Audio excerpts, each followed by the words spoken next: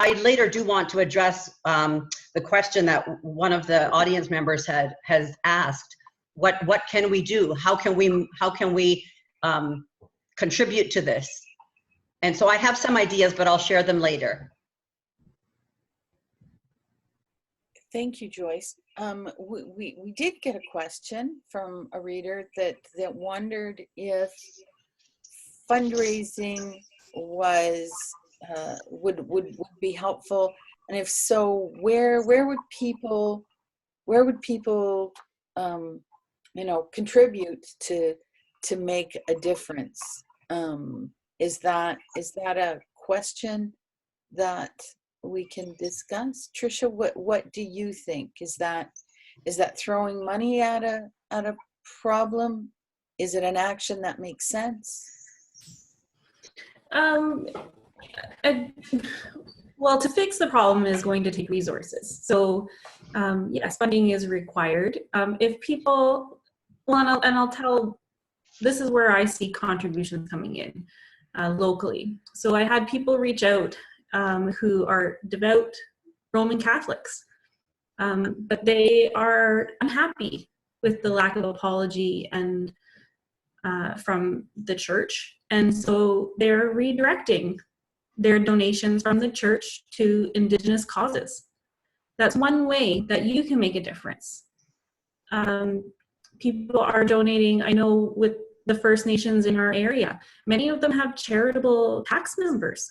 And you know, the community members can use that to provide services to their youth and to their elders, for language, for keeping grounds clean, for finding ways to preserve cultural practices and community spaces. So if you're so inclined to donate to causes, there are local grassroots one, and then there, of course, there's national ones. So, you know, the Orange Shirt Society. There's water causes. I know, you know, when people were throwing, we're still going through with Canada Day celebrations. They also took the time to recognize that, you know, it's a very somber Canada Day, and to try and make reparations there. I know some people collected funding and would go to, for example, getting water to First Nations. So there are lots of organizations that, as Canadians, if you want to put your money where your mouth is, I would encourage that entirely. But really, there's also, I don't want that to be, okay, we made the donation and now that's it. We have to continue to push. Indigenous people have carried the torch for so long and have pushed through so much adversity. We're not going anywhere. You know, I think it's proven at this point we are resilient and we are driven, and we are looking for a way to move forward, not just for ourselves, for everybody. This is about Canadians and Indigenous people. So yeah, if you want to donate, there are lots of organizations and Indigenous causes to help, but also don't let that be the only thing you do. Thank you for that, Tricia. I want to reiterate, folks, if you have a question, please put it in the chat. You'll find the chat icon at the bottom. We had, normally we open up the floor. We being cautious and particularly respectful in this town hall, and vetting questions before they're said vocally. So if you do have a question, please let me know. That's an odd sound. So do we, it seemed to me that there was cause for celebration yesterday with the new GP appointment. I think that was yesterday. Every day is Blur's Day. At the same time, though, to me it was particularly telling that when she was speaking in Inuktitut, if I got that right, the translation just said speaking Indigenous language. that there was no translator to translate what she was saying to the country. And I hope that that's something that's going to be resolved before we hear from her again. But it felt to me particularly tough that the language was not there. How do we feel, either Joyce or Tricia, about this appointment? I personally think it's exciting, especially seeing a woman in that position as well. I think we're headed to have a female be the head of the Assembly of First Nations, which will be very historical. This is what we need to see. We need to see ourselves reflected as women and as Indigenous people in Canada. And I often feel that the Inuit people are forgotten, and so are the Métis people forgotten. And there are so many Métis who are working toward getting status. And so I really do think that is a step forward. It's an excellent move in the right direction. Thank you for that. Okay, so we're going to try Suzanne again. Every time I hit unmute, it fails on me. Please let me unmute Suzanne. She has things to say. I'm unmuted. I don't know if you can hear me. Yes, we can, Suzanne. Okay, so I am in the bush ceremony.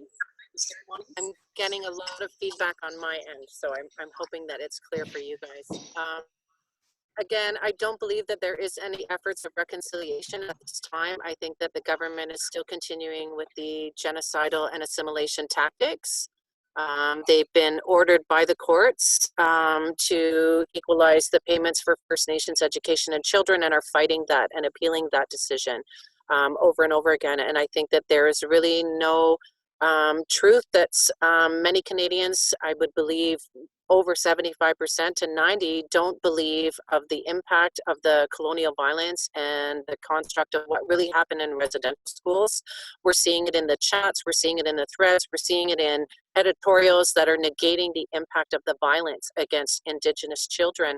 I don't know whether Canadians don't want to believe the horrors, or they're just really dismissing it because we are Indigenous and we are brown and we are obstacles to the land and to the water and to the resources. And in regards to the appointment to the Governor General, again, it's a very oppressive system, you know, the Queen and that colonial construct. And it's nice to see that an Indigenous woman is placed in a position of leadership. But what are those reasons behind it? And do I believe that the government is doing it out of reconciliation? No. I believe that there's resources in the territory, and there's a very concerted effort to gain control of those resources. And I don't believe in reconciliation at this time. I think that there's just such a long history, and even today we're at the highest rate of apprehension in our children. There's just so many things, again, you know, fighting the Robinson-Huron Treaty settlements, those negotiations that are happening. There's just all these injunctions, different things of the government, the stalling tactics, really. There is no reconciliation in my mind as an Indigenous woman living in this country. I have a 22-year-old daughter who is 12 times more likely to become a victim of violence. And I think that Canadians have absolved themselves of any wrongdoing, of any responsibility to that colonial history and violence. And again, knowing that it's still happening today. And how do we move forward? I think that Canadians need to be really empathetic. I think that they really need to understand that we are grieving, that we are mourning, that we are offering our condolences on a continued basis across this country with our children, with Tina Fontaine, with Colton Boushie, with hundreds and hundreds of unmarked pits. They are not graves. I really want to correct people when they say these are graves. Graves are memorials. Graves are honored. They're a place that we can visit. These were large pits that our children were thrown into and left hidden from many years, with many of our parents and families looking for them and wondering and asking those questions of where and why.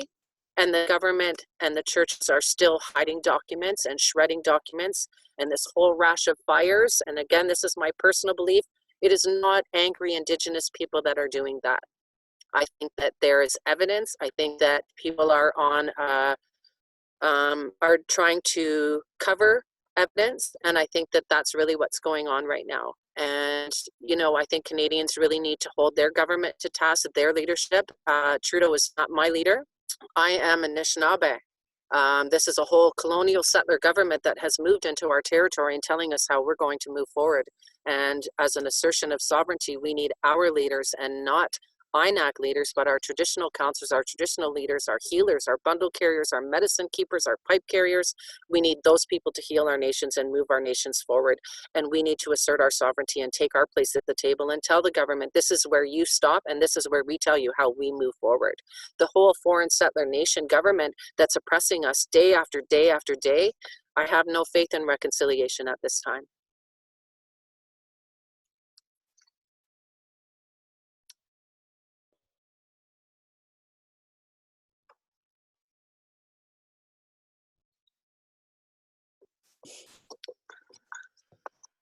Thank you, I don't know if Suzanne. you got all that. Yes, we did. Really, really powerful words, and thank you for that. We have about 6 minutes left. I'm hoping that each of our speakers can leave us with some thoughts. I'm trying to unmute Tricia now. Tricia, how would you? What would your final comment be to this group today?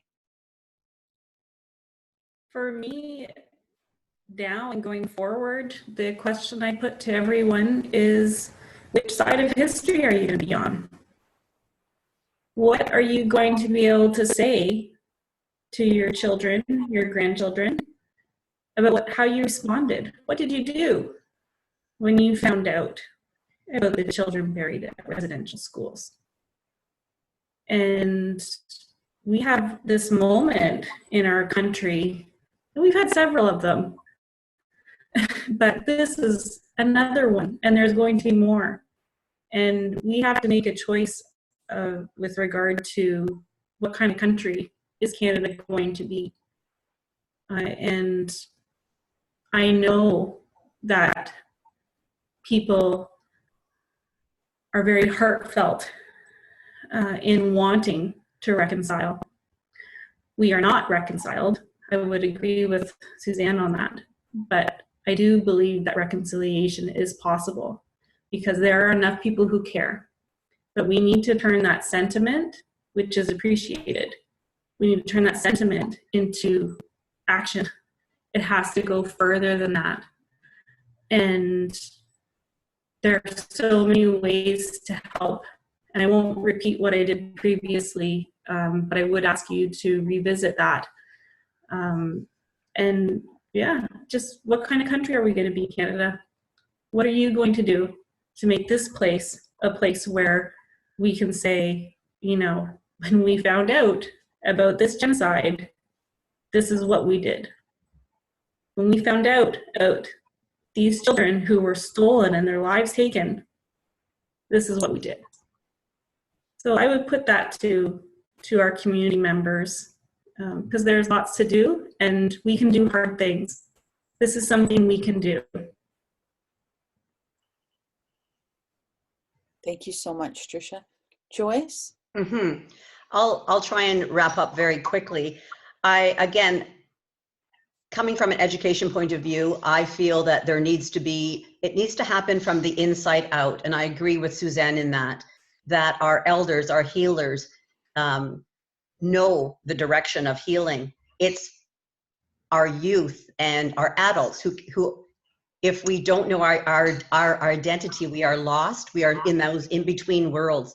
And we want to regain that. We want to get that back. And it's, how do we do that as Indigenous people? And I think it has to be through the teachings, the traditional teachings, healing, and for sure education. And what can we do in our communities? There is a lot that our communities can do besides feeling, besides compassion and empathy. it has to be put into action, as Tricia said. It's creating that change, that need to want to change our circumstances. One thing I know that has been approved locally is 2 of us are going to be creating an installation in the River Mill Park. In a few of the trees there, we have a ribbon campaign going, and we started it on July 1st over the overpass at Ravenscliff Road in Huntsville, and where we attached ribbons, cloth ribbons to the overpass. We've been using our own money for this, and I'm not asking for money, and that's not what I'm doing. It's the fact that we want to continue doing this, and thank you to Mayor Karen, who has approved that we can use some trees downtown, and every time our children are unearthed from the beds, from the pits, that we will be putting orange ribbons in the trees downtown, so that people can see them. And we're also asking, as I wrote in my column, for people to put these ribbons at their homes in our area, and also put a pair of shoes outside the door. And I know that might sound symbolic, but it's something that someone can do. I've also had Catholic people contacting me saying, what can we do? We're sorrowful. We are leaving our churches. We're leaving our faith because we cannot stand what's going on in this country. So it's time for attention, Canada. Thank you for that, Joyce. Suzanne. Can you hear me? I can. Switched. Okay. I switched locations. I'm in my car. I just want to say that I had to leave frontline work this month to go to my healers, to go to ceremony, because as a frontline worker, really seeing that Canadians working in the service agencies as frontline, there's a bias, there's a lot of judgments, a lot of barriers to healing, and if they don't understand before colonial violence and they're accepting funding to heal Indigenous nations, then they're doing a disservice to the Indigenous community. If these front Lost Suzanne again. Okay. Hopefully she will return. Thank you very much to everyone who came today. I do have a final note from Steve Barnett. Very powerful presentation. We in the States need to learn from your Truth and Reconciliation Commission. Maybe do more than what we have done. How to go forward in confronting slavery and the treatment of our Indigenous people. And Steve's mother is from Point Barrow. So thank you so much to our presenters today, to Tricia and to Joyce and to Suzanne. Thank you to everyone who attended and listened. We will be putting this up online, and if I can just ask Joyce and Tricia to hold on for a second in relation to that, asking even more of you, I apologize. Please do stay with us. To everyone else, thank you. Next Thursday, we're going to be talking about what the business world and our community is going to look like post-pandemic. So I hope to see you then, and hopefully our tech works better. So thank you, and I wish you a day of healing and action. Have a good day. Thank you, everybody. Thank you. Thank you very much. Thank you for listening. Thank you.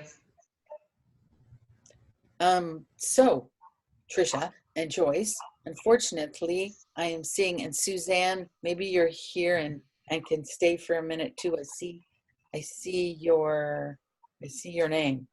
Unfortunately, it looks like the beginning of the recording, something happened to it. So if I could just ask you to do the 5 minutes here at the end. I'm so sorry, Tricia. Just have 5 minutes. If you can't, I understand. But to the viewers who are watching this recording, I'm so sorry that the beginning of it got lost. We really are having tech problems with our TELUS platform today. So what I think the big thing, what I would be asking is those action items. What can allies, what can the people, and I think it was Suzanne or Joyce who said to me that we're all treaty people. And so we're on Robinson lands, treaty lands. What can we do? What should we be doing? What are the next steps?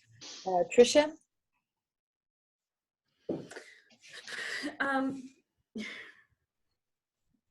Sorry, do you want me to go back and list the to-do things I had listed earlier? Is that? If you could, that would be lovely, because the Yeah, sure, no problem. We're watching later won't see it.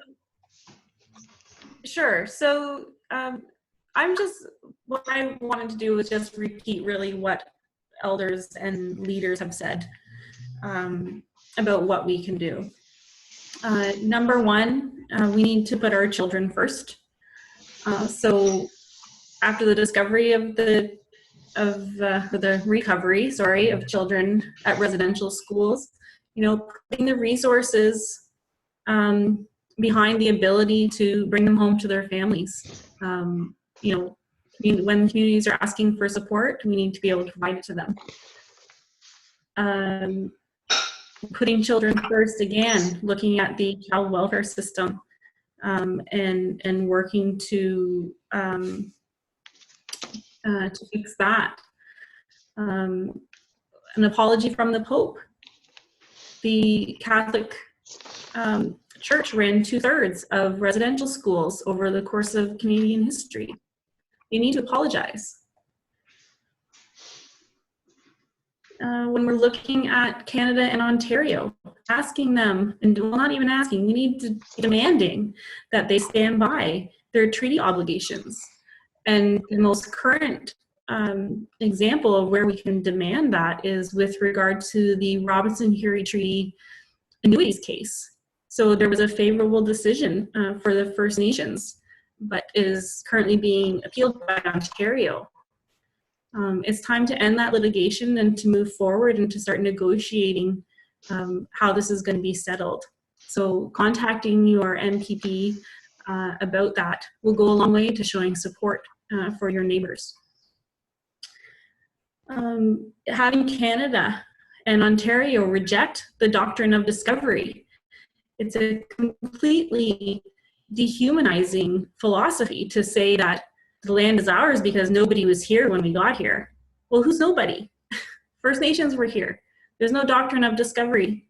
And that's the basis for which all of our legal matters are built on. So we need to reject that. And we need to demand that our governments reject that philosophy. I know elders have requested a historical timeline so that Canadians can see the impact of the Western worldview on Indigenous way of life. And the last one, education. We need the education of Canada, the truth of Canada's history in our curriculum, starting from younger grades through to grade 8 to high school, and certainly continued studies through post-secondary.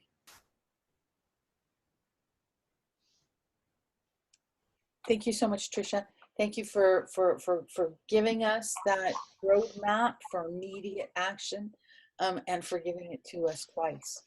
I really appreciate that. Joyce. Okay, I'll try to remember what I had said. I too agree with everything that Tricia has said. I did mention that we are all treaty people, and what does that mean? It almost feels like there's a new unfolding of what Canada should have looked like before and needs to look like now. It needs to be equitable for Indigenous. It needs to be collaboratively done. It needs to be done so that it's not just, I'm sorry, and let's forget about them again. It needs to be, because we can't move backwards. We have to move forwards. And I see it as a tree, and that we have deep labor pains happening now, very deep, and it is at the point right now, I feel, where it's just, the roots are just happening.